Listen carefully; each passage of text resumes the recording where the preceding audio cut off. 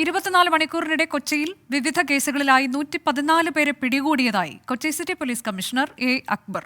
വധശ്രമം ഉൾപ്പെടെയുള്ള criminal case പ്രതികളാണ് പിടിയിലായവരിൽ കൂടുതലും. തെരഞ്ഞെടുപ്പിന് മുന്നോടിയായി പരിശോധന ശക്തമാക്കും.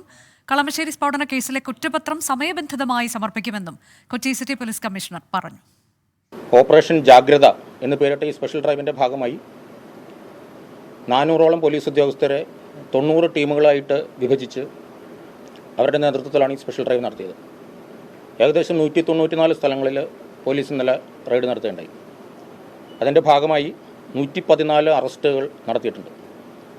ഈ അറസ്റ്റിൽ ഉൾപ്പെട്ടിട്ടുള്ളത് വളരെ ലോങ് പെൻഡിങ് കേസുകളിൽ പിടികിട്ടാപ്പുള്ളികളായിട്ടുള്ള ആളുകൾ, കോടതിയിൽ നിന്നും നോൺ ബെയിലബിൾ വാറണ്ട് പെൻഡിങ്ങുള്ള പ്രതികൾ, അതുകൂടാതെ ഓൾറെഡി പോലീസ് രജിസ്റ്റർ ചെയ്ത് അന്വേഷണം നടത്തി വരുന്ന ക്രൈം കേസുകളിൽ ഉൾപ്പെട്ടിട്ടുള്ള പ്രതികൾ. അങ്ങനെ ടോട്ടൽ 114 പേരെയാണ് 24 മണിക്കൂറിനുള്ളിൽ കൊച്ചി സിറ്റി പോലീസ് അറസ്റ്റ് ചെയ്തിട്ടുള്ളത്. ക്രമസമാധാന പരിപാലനം കൂടുതൽ കാര്യക്ഷമമാക്കുക എന്നുള്ള ദൗത്യം പോലീസിനുണ്ട്. അത് വരും ദിനങ്ങളിൽ ഇലക്ഷനോട് അടുക്കുന്തോറും കൂടുതൽ ഇത്തരത്തിലുള്ള പ്രിവെൻറ്റീവ് ആക്ഷൻസും NDPS ഡ്രൈവും വാഹന പരിശോധനയും മറ്റു കാര്യങ്ങളും പോലീസ് കൂടുതൽ കർക്കശമായിട്ട് കൊച്ചി സിറ്റിയിൽ നടപ്പാക്കാനാണ് ഉദ്ദേശിക്കുന്നത്. രാഹുൽ വിജയൻ വിവരങ്ങളുമായി. രാഹുൽ, ഇപ്പോഴത്തെ പോലീസ് നടപടി ഏത് സാഹചര്യത്തിലാണ് എന്നാണ് അവർ വ്യക്തമാക്കിയത്?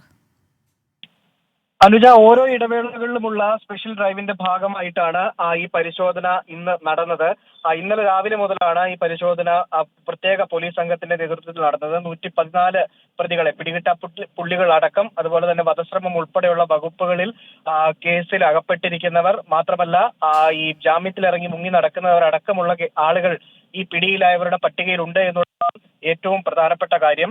ഇവരിൽ കൂടുതൽ പേരെയും മറ്റു ജില്ലകളിലാണ്, അതായത് കൊച്ചി സിറ്റി പോലീസ് കമ്മീഷണർ പരിധിയിൽ വരുന്ന സ്റ്റേഷനുകളിലുള്ള കേസുകളിൽ പെട്ടവരാണെങ്കിലും ഇവരെ പിടികൂടിയിരിക്കുന്നത് കൂടുതലും മറ്റ് ജില്ലകളിൽ നിന്നാണ് എന്നുള്ളതും വളരെ പ്രധാനപ്പെട്ട കാര്യമാണ്. അതുകൊണ്ട് തന്നെ സൈബർ സെല്ലിന്റെ സഹായവും ഈ പരിശോധനയ്ക്കായി ഉപയോഗിച്ചിട്ടുണ്ട് എന്നുള്ളതും കമ്മീഷണർ എടുത്തു പറഞ്ഞിട്ടുണ്ട്. മാത്രമല്ല, തെരഞ്ഞെടുപ്പ് അടുക്കുന്ന സാഹചര്യം ആയതുകൊണ്ട് തന്നെ പരിശോധനകൾ കൂടുതൽ ശക്തമാക്കുമെന്നും വ്യക്തമാക്കിയിട്ടുണ്ട്. രാഹുൽ വിജയനാണ് വിവരങ്ങൾ നൽകിയത്.